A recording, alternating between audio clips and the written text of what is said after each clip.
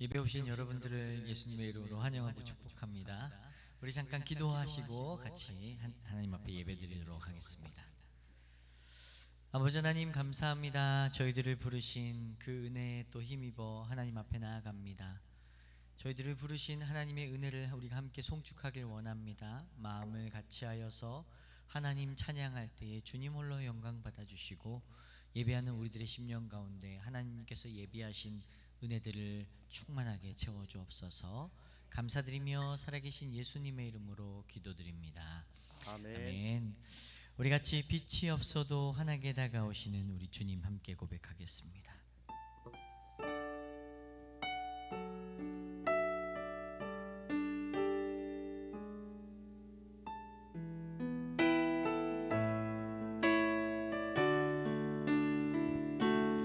빛이 없어도 환하게 다가오시는 주 예수 나의 당신이여, 음성이 없어도 똑똑히 들려주시는 주 예수 나의 당신이. 우리 한 번 더 고백할까요? 빛이 없어도 환하게 다가오시는 주 예수 나의 당신이여, 음성이 없어도 똑똑히 들려주시는 주 예수 나의 당신이여. 당신이 있음으로 나도 있고, 당신의 노래가 머물러 나는 부를 수 있어요. 주여 꽃처럼 향기 나는 나의 생활이 아니어도 나는 당신이 좋을 수밖에 없어요. 주 예수 나의 당신이. 우리 한 번 더 고백할까요? 빛이 없어도 환하게 다가오시는 주 예수 나의 당신이, 음성이 없어도 똑똑히 들려주시는 주 예수 나의 당신이여.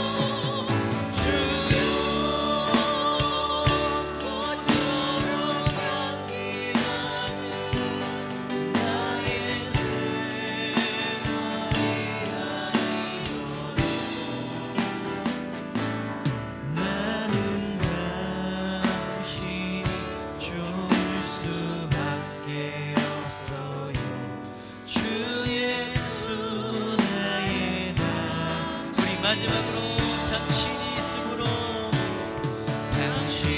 있음으로 나도 있고 당신의 노래가 몸으로 나는 울 수 있어요. 주여 꽃처럼 향기 나는 나의 생활이 아니려도 나는 당신이 좋을 수밖에 없어. 주 예수 나의 당신이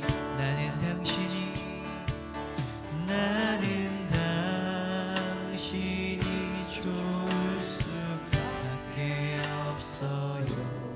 주 예수 나의 당신이요. 아멘. 할렐루야. 빛이 없어도 우리를 환하게 비춰주시고 우리가 분명한 음성이 없어도 우리에게 분명하게 말씀하시는 그 하나님, 그 예수님을 우리가 마음을 같이하여서 사랑한다고 고백하길 원합니다. 아멘. 우리 난 예수가 좋다고 같이 고백하겠습니다.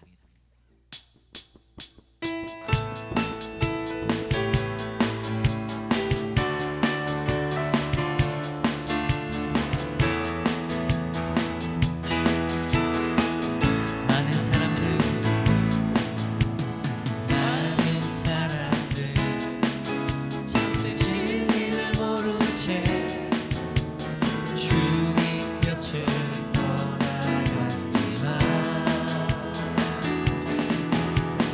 내가 만난 주님은 참 사랑이었고 진리고 소망이었어.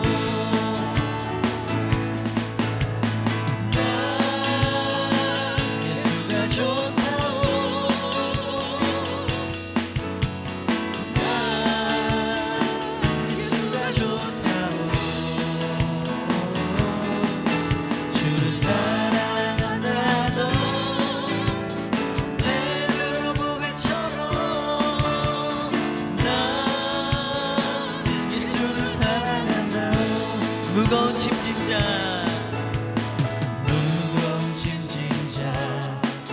다 내게로 오라. 내가 너를 쉬게 하리라. 이 길만이 생명의 길, 참 못된 길이라 항상 내게 들려주셨소. 난 예수가 좋다오. 난 예수가 좋다오. 주를 사랑한다도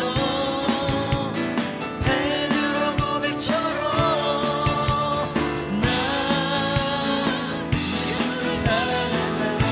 3절입니다. 형제자매여 참된 행복을 찾거든 예수님을 만나보세요. 그분으로 인하여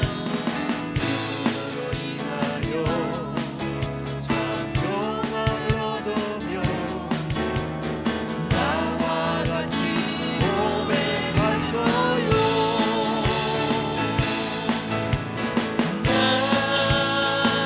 예수가 좋다오.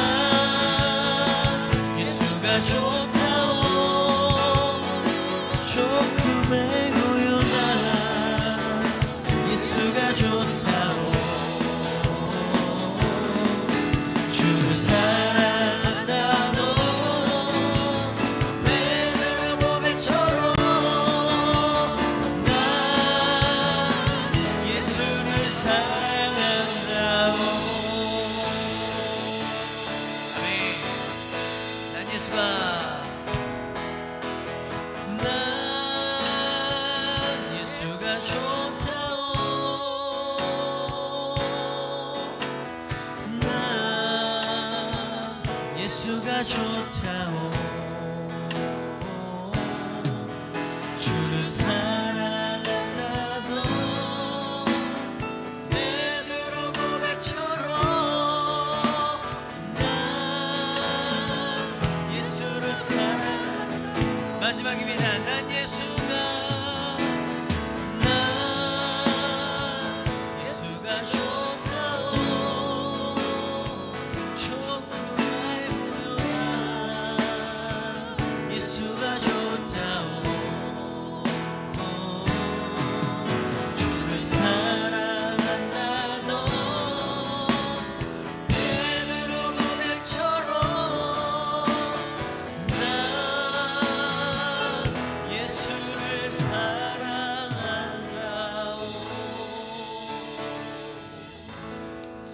아멘. 저 이 찬양을 부를 때마다 그 갈릴리 바닷가에서 베드로와 예수님의 그 대화가 생각이 나요. 예수님을 모른다고 3번이나 부인했던 베드로에게 예수님은 단 한 번도 베드로야 너가 날 왜 배신했니? 라고 말씀하시지 않으셨습니다. 그저 예수님은 베드로에게 이렇게 질문하셨어요. 베드로야 내가 나를 사랑하느냐? 베드로야 내가 나를 사랑하느냐? 우리가 살면서 참 많은 어려움 속에서 또 환난 속에서 또 많은 수많은 인생의 굴곡들 속에서 때로는 우리의 마음이 낙심되고 절망되고 또 어려워져서 때로는 하나님이 어디 계신지 정말 나와 함께 하시는지 의심이 들고 그렇게 낙심될 때가 있습니다. 그래서 주저앉아 있을 때 그럴 때라도 우리 하나님 찾아오셔서 우리에게 뭐라고 말씀하시냐면 성훈아 내가 나를 사랑하느냐. 이 한마디면 충분한 것 같아요. 수많은 말들로 우리 하나님의 사랑을 표현할 수 있겠지만 이 한마디면 충분한 것 같아요. 내 주님, 내 주님, 내가 주님을 사랑합니다. 우리의 피난처 되시고 우리의 산성 되시고 우리의 요새 되신 우리 주님을 우리가 함께 마음을 같이 고백하길 원합니다. 우리 함께 나의 피난처 예수 함께 고백하겠습니다.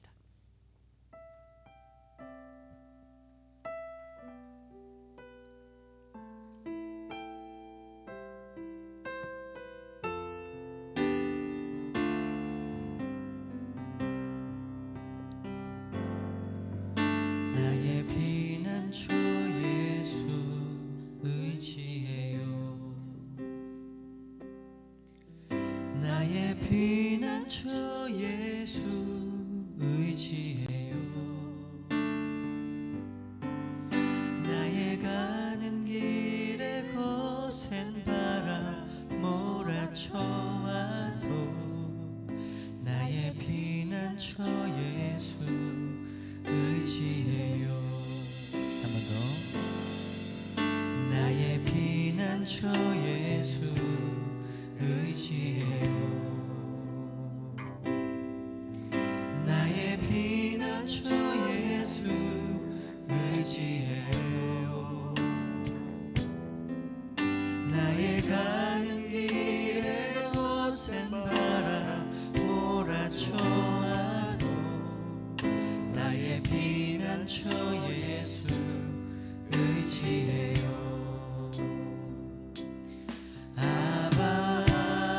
아버지 나를 사랑하시니 나의 모든 것 주께 드려요. 아버지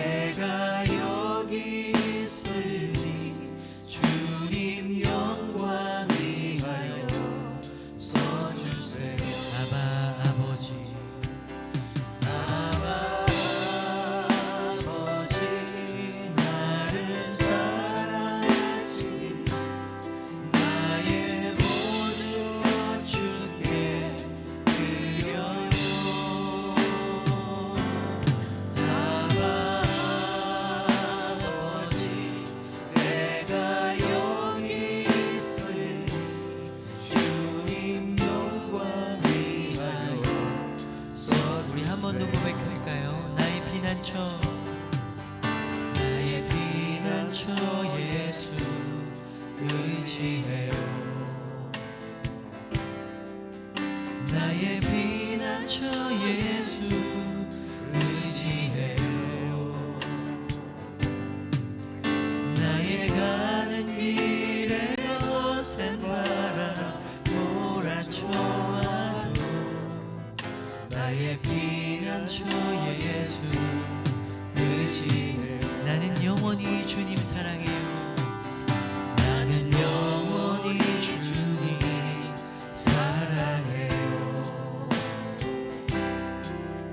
나는 영원히 주님 사랑해요.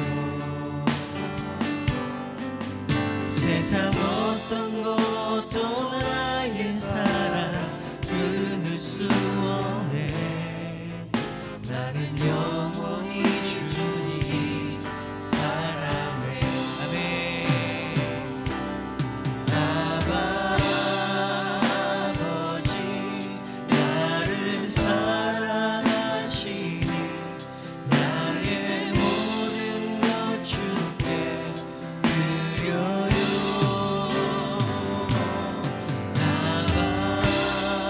아버지 내가 여기 있으니 주님 영광 위하여 써주세요.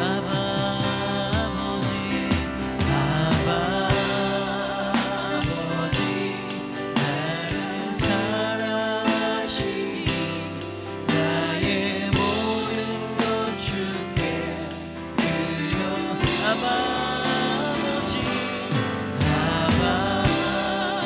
아버지 내가 여기 있으니 주님 영광 위하여 써주세요. 우리 한 번 더.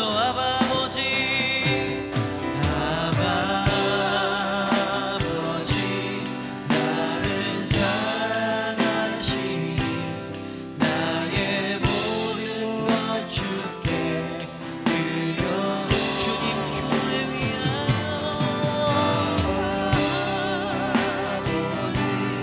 내가 여기 주님 교회 위하여 교회 위하여 마지막입니다. 아버지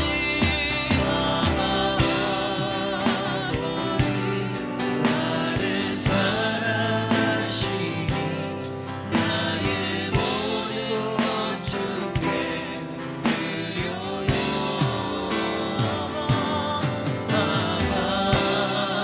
아버지 내가 여기 있으니 주님 나라 위하여 써주. 주님 내 안에 주님 내 안에 주님 내 안에 내 안에 계시고 주님 내 안에 주님 내 안에 나를 세워. 주님 내 안에 주님 내 안에 주님 내 안에 내 안에 계시고 주님 내 안에 주님 내 안에 나를 세워주소서.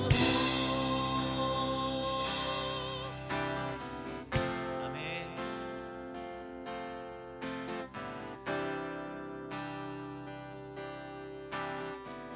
우리 언제나 내 모습 같이 고백할까요?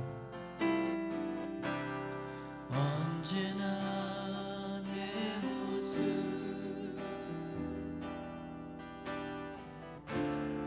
너무나 부끄러워.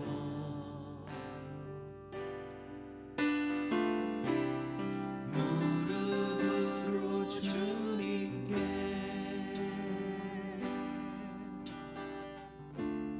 기도로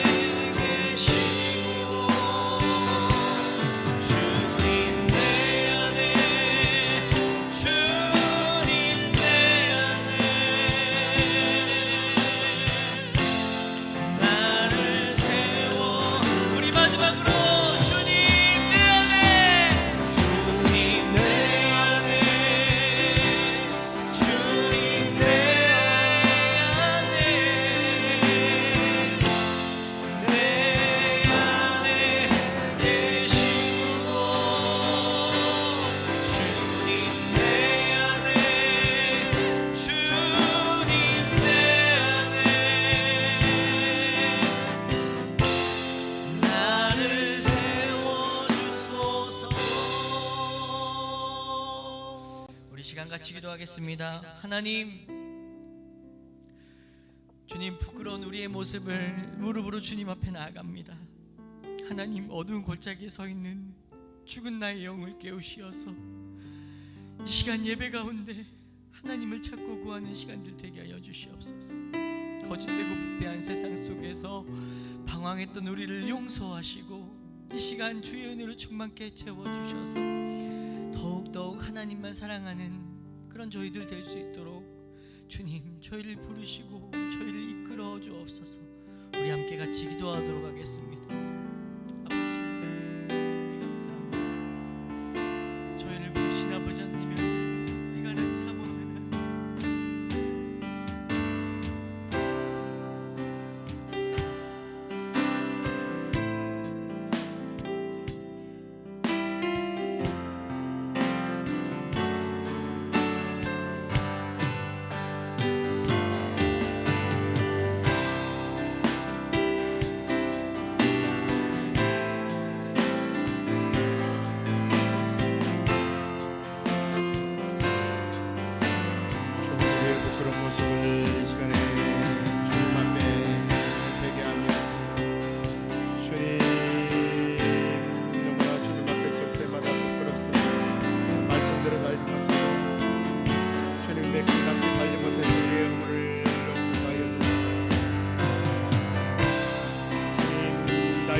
처럼 주님 우리를 멀리하지 마시고 주의 영이 떠나지 않게 하여 주옵소서.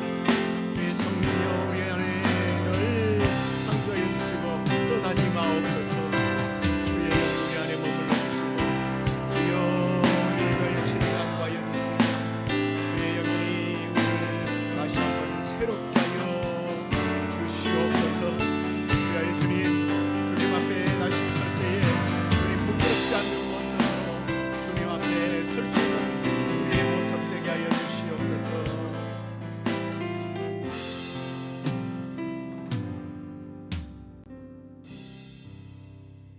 주님, 우리가 이 시간에 고백했던 것처럼 언제나 우리의 모습이 주 앞에서 부끄럽습니다. 주님의 뜻대로 말씀대로 주님의 백성답게 살지 못했던 우리의 부끄러운 모습들을 이제 회개하오니 주여 우리를 떠나지 마시고 우리와 함께 머물러 주시며 주님 우리를 정결케 하셔서 주의 영이 머무는 사람으로서 주의 인도함을 다시금 받는 저희들 되게 하여 주옵소서. 이제 주님 그러기 위해서 우리가 말씀을 받습니다. 주여 말씀하여 주시고 귀로 듣고 지식의 분량이 넓어질 뿐만 아니라 우리의 삶으로 이 말씀을 살아내는 힘을 주셔서 살아내고 말씀의 능력들을 경험하는 저희들 되게 하여 주옵소서. 그렇게 하여 주실 줄 믿사옵고 예수 그리스도 이름으로 기도드리옵나이다. 아멘. 하나님 말씀 야고보서 1장 1절에서 13절까지 말씀 보시겠습니다. 내 형제들아, 영광의 주 곧 우리 주 예수 그리스도에 대한 믿음을 너희가 가졌으니 사람을 차별하여 대하지 말라. 만일 너희 회당에 금가락지를 끼고 아름다운 옷을 입은 사람이 들어오고 또 남루한 옷을 입은 가난한 사람이 들어올 때에 너희가 아름다운 옷을 입은 자를 눈여겨보고 말하되 여기 좋은 자리에 앉으소서 하고 또 가난한 자에게 말하되 너는 거기 서 있든지 내 발등상 아래에 앉으라 하면 너희끼리 서로 차별하며 악한 생각으로 판단하는 자가 되는 것이 아니냐. 내 사랑하는 형제들아, 들을지어다. 하나님이 세상에서 가난한 자를 택하사 믿음에 부유하게 하시고 또 자기를 사랑하는 자들에게 약속하신 나라를 상속으로 받게 하지 아니하셨느냐. 너희는 도리어 가난한 자를 업신 여겼도다. 부자는 너희를 억압하며 법정으로 끌고 가지 아니하느냐. 그들은 너에게 대하여 일컫는 바 그 아름다운 이름을 비방하지 아니하느냐. 너희가 만일 성경에 기록된 대로 내 이웃 사랑하기를 내 몸과 같이 하라 하신 최고의 법을 지키면 잘하는 것이거니와 만일 너희가 사람을 차별하여 대하면 죄를 짓는 것이니 율법이 너희를 범법자로 정죄하리라. 누구든지 온 율법을 지키다가 그 하나를 범하면 모두 범한 자가 되나니 간음하지 말라 하시니가 또한 살인하지 말라 하였은즉 네가 비록 간음하지 아니하여도 살인하면 율법을 범한 자가 되느니라. 너희는 자유의 율법대로 심판을 받을 자처럼 말도 하고 행하기도 하라. 긍휼을 행하지 아니하는 자에게는 긍휼 없는 심판이 있으리라. 긍휼은 심판을 이기고 자랑하느니라. 아멘. 자, 오늘은 선입관의 죄에서 벗어나라라고 하는 제목 가지고 말씀을 나누도록 하겠습니다. 우리 주변에, 여러분의 주변에 가끔씩 이런 관심법 그게 뭔지 아십니까? 관심법을 가지고 계신 분들이 계세요. 척 보면 안다라는 거예요.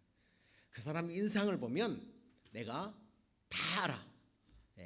탁월한 직관 능력을 그런 자랑하는 사람들이 있습니다. 그런 말을 하는 사람들은 뭐예요? 새빨간 거짓말장이죠. 그런 사람은요, 자기가, 이건 잘 들으셔야 돼요. 자기가 새빨간 거짓말장이라는 것을 몰라요. 다시 말해서 자기를 모르면서 무슨 남을 안다고 그래요. 무슨 말인지 알겠죠? 자기가 거짓말장인지도 몰라요. 근데 자기가 어떤 사람인지도 모르는 사람이 뭘 남을 보고 안다고. 내가 다 안돼요. 그 사람 보면 내가 말이지 딱 보면 그 사람을 척 보면 안 돼요. 남을 함부로 이렇게 평가하는 사람들이 주변에 종종 있습니다. 그런데 확실한 것은요, 하나님 외에 처음 만나는 사람을 척 보면 꿰뚫어서 안다고 분석하는 사람들, 그런 사람들은 세상에는 없습니다. 아마 자기가 다른 사람을 정확하게 안다 하는 사람은 하나님 같은 존재로 자기를 생각하는, 착각하는 사람들일 거예요. 그래서 오늘 야고보는 본문을 통해서 우리가 다른 사람을 함부로 이렇게 판단하는 것이 얼마나 어리석은 일인지를 지적하고 있어요. 우리가 인간관계에서 분별력이 필요합니다. 또 신중함도 필요한 것은 사실이지만 이 분별력, 이 신중함을 넘어서서 잘못된 그런 편견을 가지고, 선입관을 가지고 사람들을 이렇게 대하는 것은 잘못이라는 거죠. 그래서 분별력과 선입관은요, 아주 먼 친척도 아니에요. 완전 남남이에요.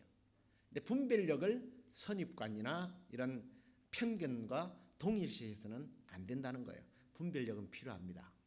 이단을 분별하거나 이런 분별력은 필요하지만 편견과 이런 선입관은 가져서는 안 된다는 거죠. 당연한 이야기겠지만 분별력은 우리가 승리의 삶을 살기 위해서 꼭 필요한 요소입니다. 그러나 선입관은 오히려 너와 나의 관계를, 그리고 또 공동체를 파괴하기 때문에 승리의 삶을 사는 것이 아니라 실패의 삶을 살도록 하는 그러한 지름길이죠. 그래서 오늘 우리가 읽은 이 본문 말씀을 통해서 우리 인간관계, 그리고 또 공동체를 파괴하는 이 선입관이 왜 발생하는지, 이 선입관이 또 무엇이 문제인지, 그리고 또 이걸 어떻게 물리칠 수 있는지를 함께 좀 배우기를 원하는데요. 우리가 1절부터 13절까지 쭉 읽었는데 1절에서는 이 선입관의 문제점을 지적하고요, 2절과 4절에서는 그 예를 들고 5절과 11절에는 또 설명을 좀 더 부차적으로 하고 있고요, 12절 13절에는 그러면 어떻게 우리가 이 선입견을 버리고 올바른 우리 인간관계 또 공동체를 형성할 수 있는지에 대한 그런 말씀을 제시하고 있습니다. 먼저 이제 1절을 한번 보시기 바랍니다. 2장 1절입니다. 좀 올려주시기를 바랍니다. 말씀을. 내 형제들아, 영광의 주 곧 우리 주 예수 그리스도에 대한 믿음을 너희가 가졌으니 사람을 차별하여 대하지 말라 그랬어요. 이 말씀은 우리에게 예수 그리스도를 믿는 사람들은 편견을 가져서는 안 된다라고 하는 말인데, 이 하반절에 보면 이 사람을 차별하여 대하지 말라고 했는데 이 말이 어떻게 보면 요즘 차별 반대법을 지지하는 것처럼 그렇게 보일지도 모르겠어요. 그런데 이 본문이 굳이 이렇게 왜 번역을 했는지 조금 저는 이렇게 번역을 좀 안 했으면 좋겠다라는 생각이 드는데요. 옛날 성경에는 보면 이걸 어떻게 번역했느냐면 사람을 외모로 취하지 말라 이렇게 했거든요. 그러니까 다르게 말하면 사람을 외모로 판단하지 말아라라는 이런 뜻입니다. 사람을 외모로 취하지 말라고 하는 말씀을 조금 확대 해석하면요, 외모가 훌륭한 사람을 너희들이 왜 환영하느냐. 아까 보면 외모가 훌륭한 사람을 환영했잖아요. 왜 그런 사람만 환영하느냐 이런 말입니다. 그래서 야고보는요, 성령의 감동을 받아서 사람들이 처음 만났을 때에 그의 외모로 판단하는 문제가 세상 밖에서 일어나는 게 아니라 교회 안에 있다라는 것을 여기서 지적하고 있다라는 거예요. 그리고 이제 이 외모로 취한다라고 하는 단어가 이 야고보서에만 있는 게 아니고요, 성경에 여러 곳에 있습니다. 외모를 취하고 판단해서는 안 된다라는 말씀이죠. 이게 성경이 많이 나오는, 특히 이제 신학에서 보면요, 이게 사도행전 10장 34절, 로마서 2장 11절, 갈라디 2장 6절을 하는데 여기 한번 보십시오. 하나님은 사람의 외모를 보지 아니하시고 하나님께서는 외모로 사람을 취하지 아니하신다. 하나님은 사람을 외모로 취하지 않는다라는 말씀이 나오는데 이 공통점이 뭐예요? 하나님은 외모를 보지 않는다는 거예요. 그러나 반대로 인간은 어떻다는 겁니까? 외모로 판단한다는 거예요. 그래서 이 외모로 사람을 판단하는 예가 이제 2절과 4절에 나오게 되는데요, 야고보는 예수님을 적어도 믿는 사람들은 예수를 닮은 사람이죠. 예수님을 우리가 믿는 것은 하나님을 믿기 때문에 하나님의 형상을 닮은 사람을 외모로 판단한다라고 하는 것은 하나님을 그렇게 판단한다는 거예요. 너무 이제 깊이 들어가면 그렇습니다만은 이런 잘못을 범해서는 안 된다는 얘기예요. 그러면서 2절과 4절에 보면 이제 구체적인 하나의 예를 들고 있습니다. 2절을 한번 보십시오. 만일 너희 회당에 금가락지를 끼고 아름다운 옷을 입은 사람이 들어오고 또 남루한 옷을 입은 가난한 사람이 들어올 때에라고 되어 있습니다. 여기 보니까 예배를 위해서 성전에 모여 있었던 거예요. 그래서 이제 정문에 이제 안내위원이 있을 거 아닙니까? 근데 두 사람이 오는데 한 사람은 막 온갖 액세서리로 그냥 화려하게 장식을 하고 옷을 입은 부자고, 딱 내리는데 보니까 뭐 최신식, 요즘은 테슬라가 제일 비쌉니까? 그걸 탁 타고 쫙 내리는데 돈이 있어 보인단 말이에요. 뭐 거기다가 문까지 열어주면 어떻게 되겠습니까? 근데 한 사람은 아주 그냥 홈리스처럼 옷을 입고 그런 가난한 사람이 들어옵니다. 그래서 이제 이 안내위원이 이 사람을 어디를 앉힐까 하고 고민을 하게 되는 거예요. 근데 이게 현대식으로 제가 표현을 했습니다만 이게 1세기경에 흔히 있는 장면이에요. 왜냐하면 마태복음 23장 6절에 보면 예수님께서 그런 말씀을 하시거든요. 잔치를 할 때 윗자리가 있고 회당에서 높은 자리를 앉기를 좋아하는 랍비 바리새인들에 대한 이야기를 하고 있습니다. 그 1세기경에는 요즘 교회는 사실은 상석이라는 게 없어요. 뭐 부흥강사 목사님들 앞에는 금자리 은혜 받는데 중간에는 은자리, 뒤에는 뭐 동자리로 생각하지 말고 똥자리라고 그러더라고요. 뭐 이런 표현은 있지만 이런 상석은 없어요. 그런데 1세기 경우에는 있었던 거예요. 그래서 이 돈 많은 사람을 당시에 따르자면 바리새인들이나 이런 높은 사람들이 앉는 자리에다가 앉히게 되었다는 상석에다가 앉았다는 그런 얘기입니다. 전요 이 상석 이야기만 나면요 자꾸 웃음이 나와요. 왜냐하면 너무 황당한 경우를 저는 고등학교 때 겪었기 때문에. 우리 동네에 이제 여름이 되면 우리 교회를 세웠던 그 원래 교회가 부산에 부용교회라는 교회가 있습니다. 거기서 청년들이 우리가 여름 성경학교 매다와 가서 하는 것처럼 성경학교를 하고 마지막 날에는 이제 어르신들을 모셔다가 격려잔치를 했습니다. 근데 이제 한 할아버지가 일찍 오셔서, 저는 그 할아버지 이름을 아는데 뭐 지금은 고인이 되셨습니다만은 그 자녀분들이 혹시 이걸 또 보면 우리 아버지가 그랬단 말인가 해가지고 좀 하기 때문에 제가 그분의 이름은 밝히지 않겠습니다만, 이분이 좀 일찍 오셨어요. 그래서 뭐 시골 어르신들이 다 나이가 많아 보이니까, 근데 아들이 상에다가 아직 음식도 안 차리는데 너무 일찍 오셨어요. 그래가지고 청년들이 안내를 하면서 저는 이제 막 그들고 있는데, 전 고등학교 때입니다. 이 청년 선생님이 아유 어르신 저기 상석에 가서 앉으십시오. 그래서 이런 거예요. 그러니까 이분이 갑자기 얼굴빛이 막 어쩔 줄을 몰라 하는 거예요. 아무도 여러분은 지금 이게 무슨 말인지 모를 거예요. 막 안절부절 하는 거예요. 어휴 내가 어떻게 상석에 앉아요 막 이러니까 아이 괜찮습니다 할아버지 상석에 앉으십시오 그랬더니 너무 미안해하고 하더니 가더니 상위에 이렇게 톡 가서 앉더라고요. 그게 상석이에요 이분에게는. 우리가 거기서 우리가 하던 분들이 다 그냥 밖으로 뛰쳐나갔습니다.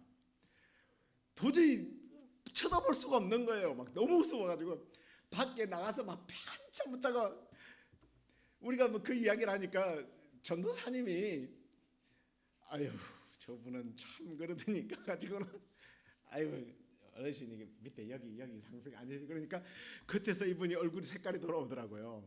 상석은 상위가 아니고 높은 자리입니다. 제가 이게 썰렁한 얘기를 했습니다만 당시 1세기 경우에는요 흔히 이런 상석 때문에 시비가 벌어졌어요. 아이 분명히 돈 많고 괜찮은 사람인데 상석에다 앉혔더니 더 높은 사람이 와서 얼마나 창피하겠습니까? 그래서 예수님은 차라리 처음부터 저 말석에 가서 앉아라. 그러면 너를 나중에 높이 올릴 것이다 라는 말씀을 하셨습니다.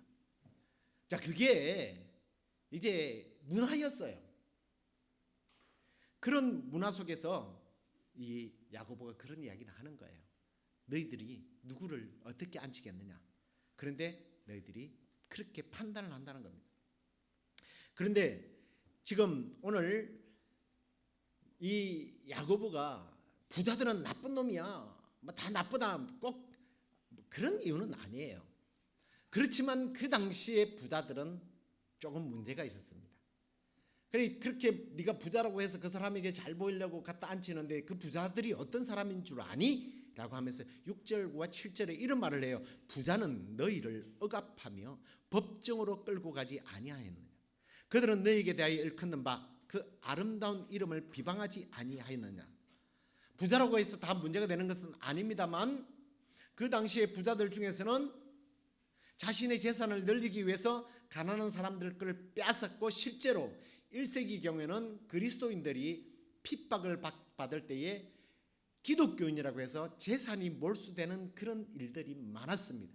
그래서 권력자들과 부자들이 결탁을 해서 그리스도인들의 재산을 많이 노획을 해서 갔던 사람들이에요. 그럼에도 불구하고 이 부자들을 상석에다 갖다 앉히는 것은 뭐예요? 잘 보이기 위해서.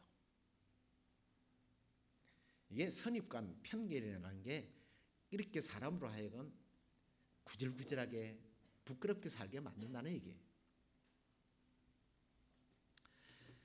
자, 그리고 3절도 보십시오. 너희가 아름다운 옷을 입은 자를 눈여겨보고 말하되 여기 좋은 자리에 앉아서 사고, 또 가난한 자에게 말하여 너는 거기 서 있든지 내 발 아래 가서 앉아. 네. 얼마나 부끄러운 그런 모습인지 모릅니다. 그런데 야고보는 이러한 행위를 하는 사람들을 이렇게 말하고 있어요. 4절에 너희끼리 서로 차별하며 악한 생각으로 판단하는 자가 되는 것이 아니냐. 너희들은 뭐예요? 성도들끼리. 성도들이 말은 우리는 한 형제 자매입니다. 그리스도의 안에서 우리는 가족입니다. 뭐 이러더니 갑자기 부자가 오니까, 권력자가 오니까 달라졌다라는 거예요. 이런 악한 생각은 결국은 악한 동기가 들어 있었던 거죠. 나의 이익을 위해서. 부자는 대접을 하고 가난한 사람은 나에게 아무런 도움이 못 될 것 같으니까 그를 멸시하는 태도. 나쁜 동기입니다. 교만한 마음이 들어있고요. 하나님의 형상을 닮은 하나님의 형상을 짓밟아버리는 행위라는 겁니다. 여러분 기억하십시오. 우리가 세상의 여러 장소, 여러 모임, 어디든지 차별당하지 말아야 하겠지만 정말 차별받지 말아야 하는 장소가 있습니다. 어디예요? 교회 예배. 정답이에요. 이 하나님의 집 예배당은요, 어떤 인종이나 정치적 신념이나 신앙 경험이나 재산, 사회적 어떤 지위, 격업, 그리고 또 명성, 옷, 체구나 연령, 누구나 제약받아서는 안 되는 곳임을 잊지 말아야 합니다. 물론 교회 올 때 깨끗하고 좋은 옷을 입는 건 좋죠. 그런데 남에게 너무 잘 보이기 위해서 옷을 입거나, 아니면 정말 옷을 잘 입는다고 입었지만 뭐 그냥 수수하게 입은 옷을 입은 사람들을 멸시하거나 그래서는 안 된다는 거죠. 고린도전서 12장 13절을 보십시오. 우리가 유대인이나 헬라인이나 종이나 자유인이나 다 한 성령으로 세례를 받아 한 몸이 되었고 또 다 한 성령을 마시게 하셨느니라. 성령 안에서 우리는 하나라는 겁니다. 이런 말씀이 잘못 적용되면, 그래 교회에서는 부자들은 무시당해야 하고 정죄를 당해야 하고 가난하고 병든 사람들이 오히려 큰 소리치고 당당하게 주인 노릇을 하는 것이 맞구나, 또 이렇게 생각하면 이것도 잘못된 또 판단이죠. 우리 시애틀 영락교회는 부자나 가난한 사람이나 높은 지위나 또 낮은 자들이 서로 그리스도 안에서 평등하게 서로 이해하고 용납하고 사랑하는 그런 공동체로 쓰임 받게 되기를 주의 이름으로 축원합니다. 아멘. 네. 그다음에 이제 이렇게 한 예를 말씀한 다음에 이 선입관과 편견이 얼마나 잘못된 것인지를 구체적으로 이제 야고보는 설명을 하고 있는데요. 첫째로 보면 선입관은 하나님의 방법이 아니라는 거예요. 하나님의 뜻과 하나님의 말씀과 일치되지 않는다는 겁니다. 2장 5절을 보십시오. 내 사랑하는 형제들아 들을지어다 하나님이 세상에서 가난한 자를 택하사 믿음에 부유하게 하시고 또 자기를 사랑하는 자들에게 약속하신 나라를 상속으로 받게 하지 아니하였느냐. 이건 이제 물질적인 가난, 그리고 또 영적인 가난, 심령이 가난한 자는 복이 있나니 천국이 저희 것임이라는 이런 가난까지를 포함하는 거예요. 이게 사실 뭐 옛날이나 지금이나 정말 이런 막 표현을 막 해도 되는지 모르겠습니다. 까놓고 얘기하면 부자가 예수를 아주 잘 믿는 경우가 사실은 좀 드물어요. 그죠? 주변에 아주 부자들이 예수를 잘 믿는 사람들이 참 쉽지 않습니다. 그렇지만 그 중에 부자들이 하나님을 너무 아름답게 섬기는 부자들을 저는 많이 봤습니다. 지금도요. 물론 제 입장에서 부자지만 뭐 거의 1,000만 불 때 뭐 2,000만 불, 3,000만 불 자산이 있으면 부자 아닙니까? 정말 하나님을 신실하게 겸손하게 잘 섬기는 사람이 있어요. 그런데 정말 하나님이 바라보시는 것은 부유하고 가난하게 게 아니라 심령이 가난한 영혼의 상태를 하나님이 보신다는 거예요. 앞에도 말씀드렸지만 하나님은 중심을 본다는 거예요.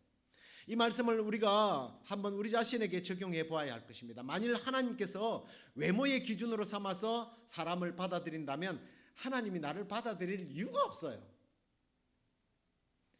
그래서 우리는 자다가 벌떡 일어나서 나 같은 죄인 살리신 노래 불러야 돼요.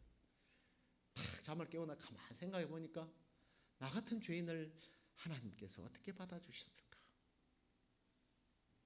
이게 우리의 그냥 평소에 신앙 고백이 되어야 합니다. 나 같은 못난 사람이 어떻게 하나님의 자녀가 되었을까? 반대로 내가 하나님의 선택을 받은 것이 외모적으로 꽤 괜찮은 사람이라고 해서 택함을 받았을까? 또 그것도 아니에요. 못나서도 아니고 잘나서도 아니에요. 그냥 하나님의 은혜예요. 우리가 이 하나님의 은혜를 늘 찬양하며 감사하는 저와 여러분 되기를 주의 이름으로 축원합니다. 그 다음에 이제 이 선입관은요, 결국은 내가 손해보는 일이다라고 말씀을 하고 있어요. 6절 7절을 보십시오. 너희는 도리어 가난한 자를 업신여겼도다. 부자는 너희를 억압하며 법정으로 끌고 가지 아니하였느냐. 그들은 너희에게 대하여 일컫는 바 그 아름다운 이름을 비방하지 아니하였느냐라고 말합니다. 너희가 가난한 자를 업신여기고 부자들에게 굽신거리면 그게 너희들에게 유익이 될 것 같냐? 아니야. 너희들을 오히려 더 억압하고 법정으로 끌고 가고 너희들 바보 취급하고 너희들에게 해를 끼칠 거야. 옛날에도 그렇게 당하지 않았니? 근데 또 당할래? 뭐 이런 말씀이에요, 사실은.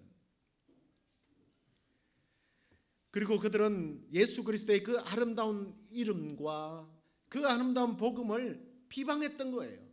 복음을 비방하는 사람들과 하나가 된다? 말이 아니죠. 말이 안 되는 거죠. 그 말은 내가 복음을 포기했다는 소리예요. 하나님을 포기했다는 소리입니다. 그래서 야고보는 이 말씀을 받고 있는 수신자들이 잘못된 어떤 선입관으로 이익을 본 것이 아니라 오히려 부당한 취급을 받고 괴롭힘을 당하고 있다면 선입관은 결코 손해보는 장사라는 이야기를 하고 있는 겁니다. 그 다음에 더 나아가서 이 선입관은요, 무엇보다도 하나님의 말씀을 어기는, 율법을 어기는 죄가 된다라고 말해요. 8절 9절을 보십시오. 너희가 만일 성경에 기록된 대로 내 이웃 사랑하기를 내 몸과 같이 하라 하신 최고의 법을 지키면 잘하는 것이거니와 만일 너희가 사람을 차별하여 대하면 죄를 짓는 것이니 율법이 너희를 범법자로 정죄할 것이다.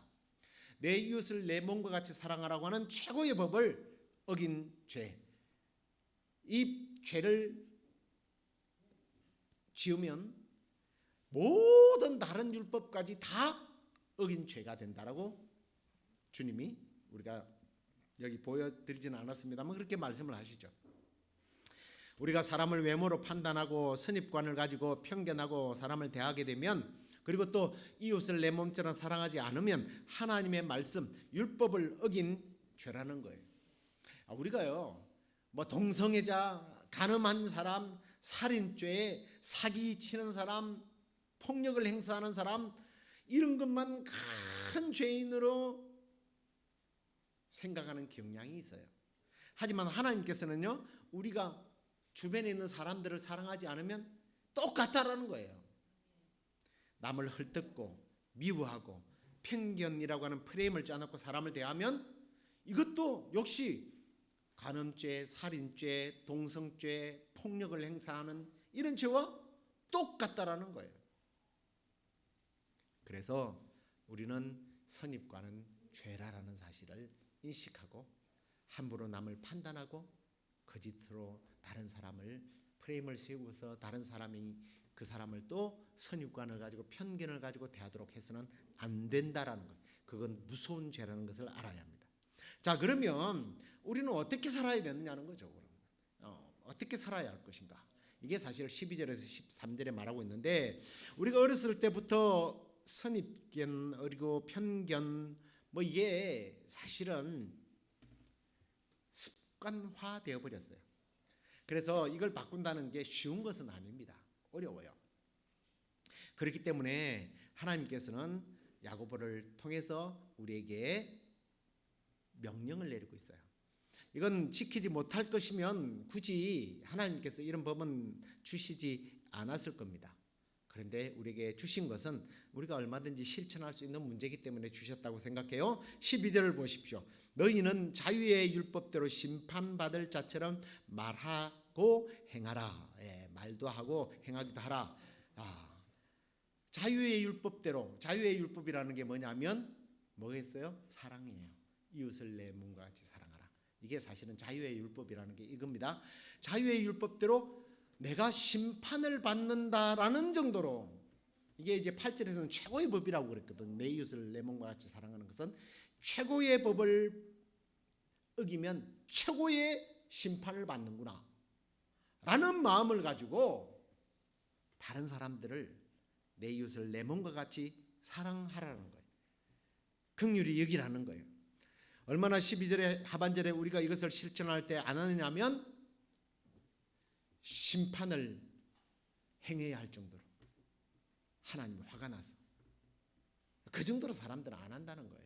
그런데 반대로 그렇게 이제는 내가 심판을 받겠구나. 얼마나 무섭겠어요. 그냥 쉽게 얘기할게요. 내 이웃을 내 몸처럼 사랑하지 않으면 지옥 간다라는 거예요. 얼마나 무서운 말이에요. 우리는 예수님만 믿으면 천국 가는 줄 알았는데 예수님이 우리 안에 계시면 예수님이 우리 안에 계신 것처럼 살라는 겁니다. 그리고 13절에 보니까 긍휼을 행하지 아니하는 자에게는 긍휼 없는 심판이 있으리라. 긍휼은 심판을 이기고 자랑하느니라 라고 했습니다. 뭐 똑같은 맥락인데요. 사람이 긍휼히, 다시 말하면 다른 사람을 불쌍히 여기지 아니하면 우리 하나님께서도 불쌍히 여기지 않겠다는 거예요. 우리 예수님이 팔복에서 그렇게 말했죠. 긍휼히 여기는 사람이 긍휼히 여김을 받을 것이다. 내가 다른 사람에게 긍휼히 여기면 긍휼히 여김을 받겠구나. 이런 마음으로 결론이 뭐예요? 심판받지 않도록 하기 위해서, 결국은 나의 유익을 위해서라도 다른 사람을 판단하지 말고 선입견으로 대하지 말고 그리스도의 사랑으로 불쌍히 여기고 대하라는 거예요. 이제 말씀을 맺겠습니다.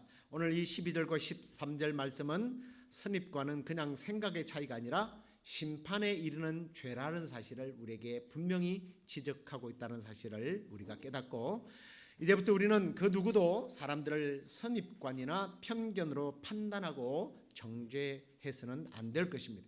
특별히 하나님을 예배하는 이 성전 안에서는 절대로 우리가 그런 일이 일어나서는 안 될 줄 압니다.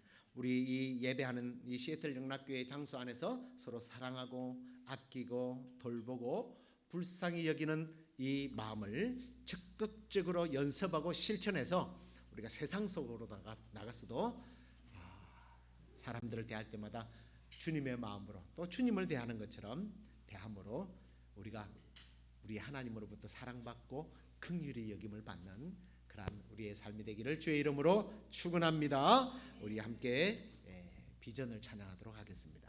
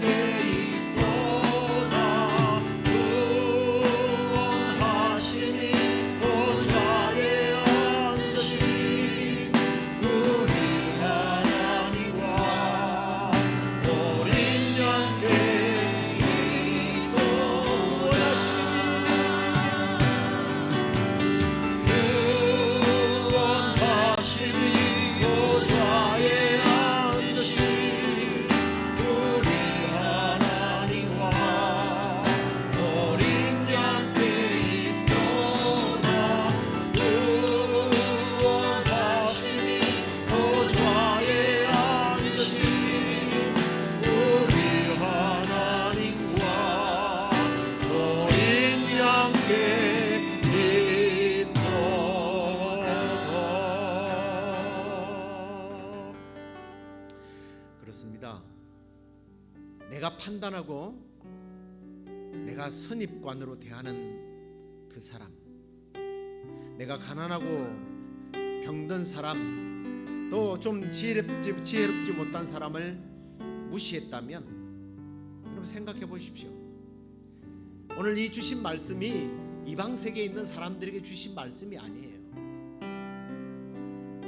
예수님은 우리가 판단하고 편견 가지고 정죄하는 그 사람 때문에 이 땅에 오셔서 십자가를 지고 죽어주셨어요. 그런데 우리가 그런 사람들을 무시했다면, 정죄했다면 이 시간에 우리 주님 앞에 한번 기도하십시다.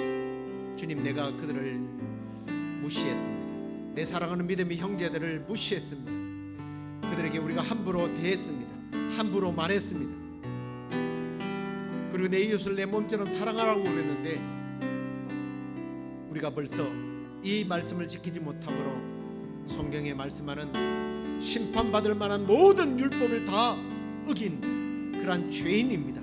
주님, 나를 용서해 달라고 기도하면서 이제부터 주님, 우리 교회는, 그리고 나는 다른 사람들을, 성도들을 존중하고 이해하고 용납하고 사랑하겠습니다. 긍휼히 여기겠습니다. 주님, 나에게 성령으로 충만케 해주셔서 성도들을 그렇게 사랑으로 대할 때 내 마음에 손해보는 것이 아니라 평안하구나, 기쁨이 넘치구나, 이걸 느껴야 할 거 아니에요. 성령님, 나에게 그런 마음을 주시옵소서고 우리 함께 주여 부르짖고 회개하면서 결단의 기도를 하나님 앞에 드리겠습니다. 주여, 그렇습니다. 주님, 내가 비판하고 내가 비난하고 내가 판단했던, 내가 선입관을 가졌던 바로 그 사람을 위하여 우리 주님께서 이 땅에 오셔서 피 흘려 죽으셨습니다. 내가 그런 사람을 용서하지 못하고 용납하지 못하고 그를 미워했습니다. 그에게 함부로 말했습니다. 그를 정죄했습니다. 판단했습니다. 함부로 대했습니다. 다른 사람에게까지 그 사람이 원수되게 했습니다. 다른 사람에게 그를 좋게 이야기하지 못했습니다. 주님, 우리가 예배의 자리는 모두가 평등한 자리요, 주님께 예배하는 자리는 모두가 한 아버지의 형제자매들인데 우리가 그것을 실천하지 못했음을 이 시간에 회개하오니 주여, 우리를 불쌍히 여기시고 용서하여 주시옵소서. 이 시간에 주여, 주의 영으로 충만케 하셔서 이제부터 주님, 우리 교회는 서로 존중하고 서로 이해하고 서로 용납하고 서로 용서하고 서로 사랑하는 교회, 서로 긍휼히 여기는 교회가 되기를 원합니다. 그리스도의 영으로 충만케 하셔서 그럼에도 불구하고 우리 안에 형제를 사랑할 때에 손해보는 것이 아니라 기쁨이 되게 하시고 감사가 있게 하시고 행복해 할 수 있는 그런 마음을 우리에게 주시옵소서. 성령이여, 그렇게 하셔서 아버지 하나님, 우리가 서로 예수 그리스도 안에서 서로 사랑하며 아버지 하나님, 주님으로부터 오는 그런 참된 평강과 기쁨을 맛보는 우리 교회가 되게 하여 주옵소서. 아버지, 그리고 우리 교회가 이제 주님, 세상에서 이렇게 상처받고 고통스러워하고 참으로 힘을 잃었던 사람들, 손가락질 받았던 사람들이 교회로 돌아오는 역사가, 아버지, 우리 교회 가운데 돌아오는 역사가 있게 하여 주시옵소서. 우리 계속해서 기도할 때 교회 부흥을 위해서 기도하십시다. 하나님, 우리 교회에 정말 이렇게 세상에서 편견으로 인하여 긍휼히 여김을 받지 못하고 사람들의 말에 상처 입고 외롭고 고통스러워하고 정말 어디 가서 기댈 곳이 없을까 하고 망설이는 사람, 정말 오늘 내가 내 생명을 끝내는 것이 행복하지 않을까, 그런 극단적인 생각을 하는 사람들까지라도 이곳에 와서 쉼을 얻는 장소, 행복해지는 장소, 주님을 만나는 장소가 되게 해달라고, 그런 사람들이 정말 우리 교회 가운데 차고 넘쳐서 우리 교회는 용광로처럼 그런 사람들이 왔을 때 다 성령의 불로 녹아지고 새롭게 거듭나는 교회, 주님의 사랑이 넘치는 교회, 그런 교회가 되게 해달라고 부흥을 위해서 기도하고, 우리 다음 주에는 이 벽을 흘고 좀 옮겨야 되는데 시청과 어떤 주변에 어려움이 없도록 하나님께서 지경을 넓혀달라고 우리 또 수고하실 분들을 위하여 우리 함께 기도하겠습니다. 아버지 하나님, 그렇습니다. 아버지, 우리 교회가 우리 모두를 받아주는 바다와 같은 마음, 바다와 같은 교회가 되게 하여 주옵소서. 이곳에 들어오는 자들마다 쉼을 얻고 이곳에 들어오는 사람들마다 사랑을 느끼고 이곳에 오는 자들이 주님의 은혜와 주님의 사랑과 주님의 구원을 발견하는 장소가 되게 해 주옵소서. 주님, 이곳에 사람들이 모여들게 하여 주시고 아버지 하나님, 이곳이 구원 있는 장소, 하나님의 천국의 구원을 부를 수 있는 장소가 되게 하시고 천국의 기쁨이 충게 주님 이곳에서 아버지 하나님 충기는 아버지 그런 교회가 되게 하여 주옵소서. 아버지 하나님, 생의 마지막 순간에 새들 연락교회를 기억하게 하시고 주님께로 나오는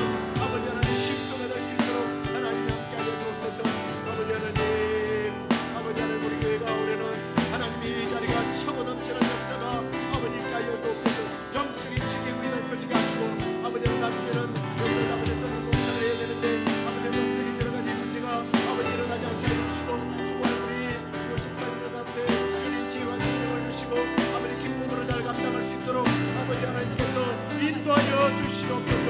아버지 하나님 우리를 사용하여 주시옵소서. 우리의 주님을 이렇게 아름답게 쓰임받는 교회가 되게 하여 주시옵소서. 주여 그렇게 하여 주실 줄로 믿습니다. 아멘. 하나님,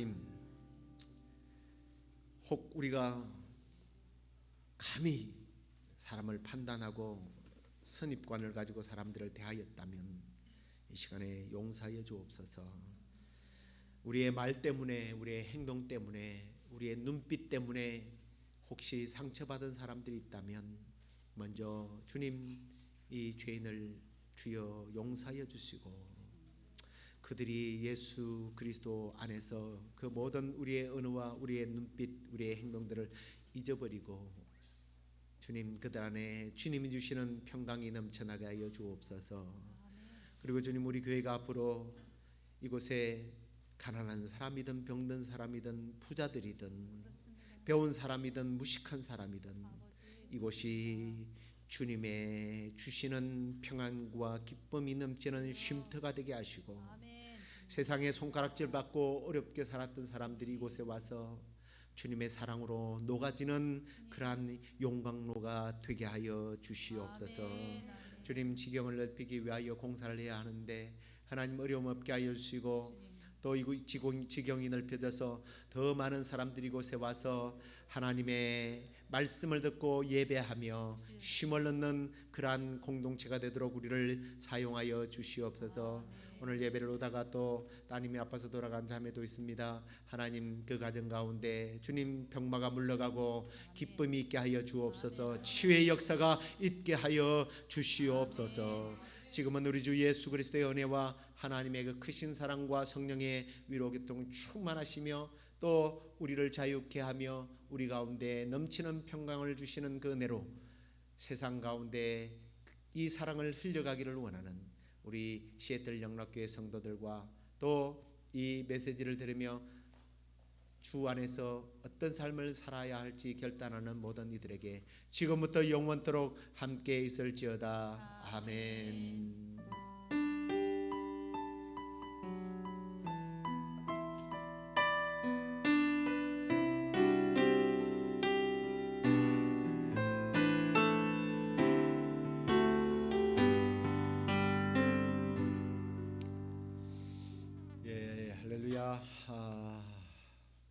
예배하는데 좋습니다.